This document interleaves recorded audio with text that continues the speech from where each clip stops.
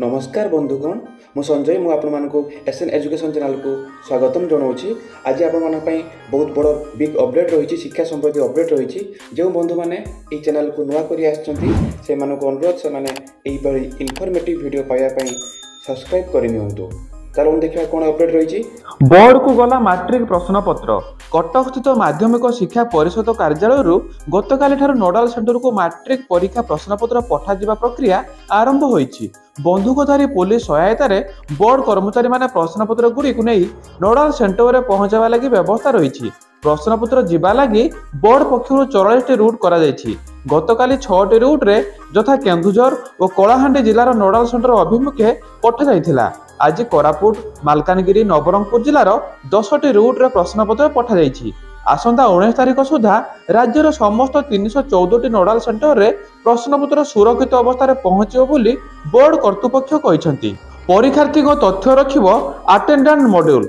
CBSE सह ताल दे चली उच्च माध्यमिक शिक्षा परिषद एणिकी आ फोन करी सबु सेंटर को मगा जीवनी परीक्षार्थी उपस्थान केते युक्त 2 परीक्षार्थी परीक्षा देले केते जन एमपी हेले तार तथ्य गोटे क्लिक रे मिलिबो।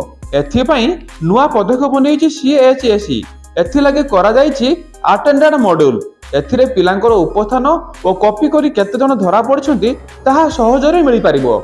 शिक्षकों को मिलानी आंदोलन अनुमति। भुवनेश्वर आंदोलन को ओह्लाइबाको सजबाज होइथिले प्राथमिक शिक्षक। शुक्रवार लयर पीएमजी रे एकाठी हेबाको राज्यर विभिन्न स्थानरू हजार हजार शिक्षक शिक्षयित्री राजधानी मुहां होइछंती। केतेक जिलार शिक्षक माने राति सुधा भुवनेश्वर रे पहुंची सारिछंती। हेले अन्य संगठन गुड़िक धारणा स्थल अख्तियार करिथिबारु 2000 शिक्षक शिक्षयित्री मानक पई आवश्यक जगह नथिबा कही कमिशनरेट पुलिस अनुमति देई नाही। शिक्षक ग्राच्युटी 7,50,000 को वृद्धि पिछला भावे जनवरी 1 रु लागू हेबो। भुवनेश्वर राज्यर सरकारी अनुदान प्राप्त विद्यालय और महाविद्यालय शिक्षक कर्मचारी ग्राच्युटी बढ़िला।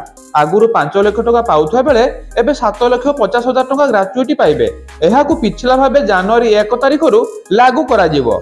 एने आज उच्च शिक्षा विभाग पक्षर विज्ञप्ति प्रकाश पाइछि। एथिरे कुहा जायछि ओडिशा अनुदान शिक्षा प्रतिष्ठान कर्मचारी अवसर प्राप्त सुविधा रूल 1981 अनुसार बेसरकारी अनुदान प्राप्त शिक्षा प्रतिष्ठान कर्मचारी मृत्युकालीन और अवसरकालीन ग्राच्युटी को वृद्धि करा जायछि। सप्तम श्रेणी छात्री झुलंता मृतदेह उद्धार।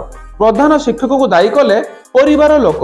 जने सप्तम श्रेणी छात्री झुलता मृतदेह उद्धार करा जायछि। संपृक्त छात्री विद्यालय अधारू घर को फेरी पाखरे थिबा एक गछरे शाढ़ी रे झुली पड़िथिले। झीवर मृत्यु पई परिवार लोके प्रधान शिक्षक को दायी करिसंती। एभଳି एक अभावनीय घटना देखा मिली बालेश्वर जिला भोगराईर शाहबाजीपुर पंचायत अधीन गंभारिया गाँव में। मृत छात्री हेले गौरहरी सेनापति झील राजश्री। 662 वर्ग कॉलेज संघर +2 मूल्यांकन वर्जन निष्पत्ति। विभिन्न दाबी नहीं 662 वर्ग कॉलेज संघर हजार हजार अध्यापक और कर्मचारी आंदोलन को ओह्लाइबाकू जाउछंती। अध्यापक और कर्मचारी माने इच्छाधीन छुट्टी नहीं शुक्रवार संघ पक्षर हेबाकू थिबा शोभायात्रा रे जोग देबे। पेंशन पदोन्नति और चाकरी शर्तावली दाबी पूरण न हेले आगामी दिन में +2 परीक्षा मूल्यांकन वर्जन करने को संघ निष्पत्ति नहीं। छात्री को शिक्षकों असदाचरण गिरफ दाबी रे धारणा रे बसिले छात्री अभिभावक।